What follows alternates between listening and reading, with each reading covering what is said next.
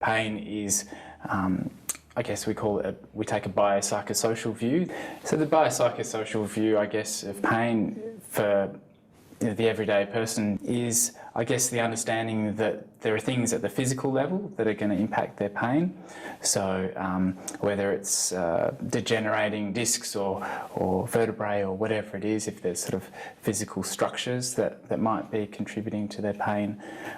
But there are also psychological factors. So, for example, often people are depressed when they're in pain, and pain is stressful.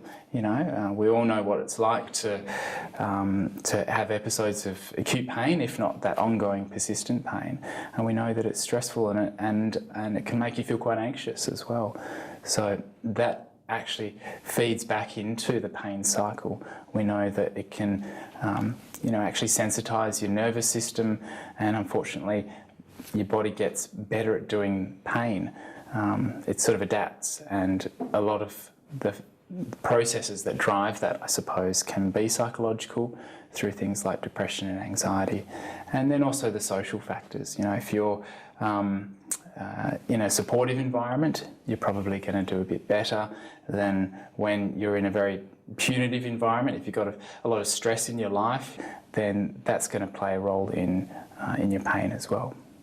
When you think about behavioural management for pain and what that might be and what it means, when someone is experiencing something that's really unpleasant, pain is obviously unpleasant, they're going to have responses to it. We're going to have, being unpleasant will feel all sorts of things like stress, there'll be fear, there'll be changes in our self-esteem as we find we can't do things. There'll be real changes in the range of behaviours that we can participate in. We can't bend, we can't walk, we can't lift. There are all kinds of changes that require a person to adjust to a different kind of life. It's really important to see the grey areas in your life, the things that aren't working for you. You've got to make it work for you on all levels,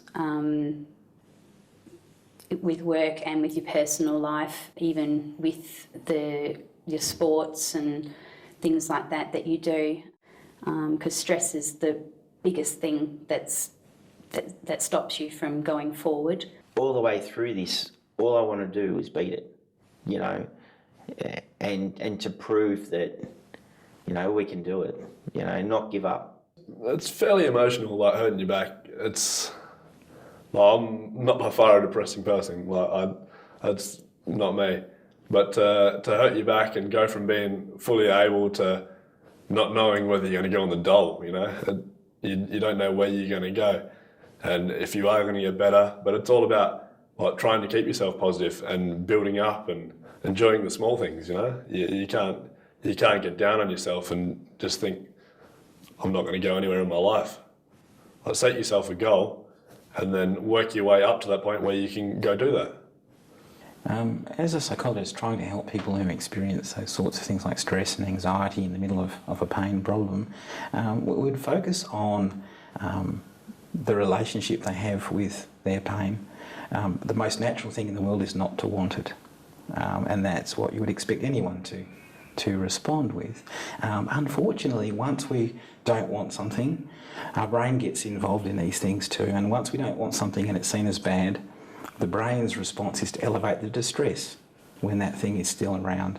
As a psychologist, you want to try and help people understand that their response can have a role in affecting what we're going to be coping with tomorrow. No one can see it, and you're dealing with it inside, and it just consumes all your energy just to fight it. Well, it did in my case, because I didn't want to let it win. I decided that victim mentality wasn't any good. I do have pain. Hey, if I tell myself all day that I have pain, the pain will be worse. It's far better just to get on with it, and I've learned how to do that. I think I've studied fairly hard on personal development, the power of your own mind, really, and the power to set up your attitude to cope with whatever. I was a very black and white person, it's either on or off, it's either black or white, and I've got to start looking at grey areas. mixing the two together. And so I had a huge flare-up actually a couple of weeks ago. And I think you just have to step back from it and you have to stop labelling it as well. Because for me, when you label pain, it becomes worse. Someone says, oh, you've got severe pain. Well, yes, it's terrible. No, it's just pain. Yes, it's severe, so what? Yes, you've got rheumatoid. Oh, you've had a flare. Oh, you're having a flare-up. No, I'm just having a flare-up. And so you have to step back from it. I think, and you train that. You do definitely train that.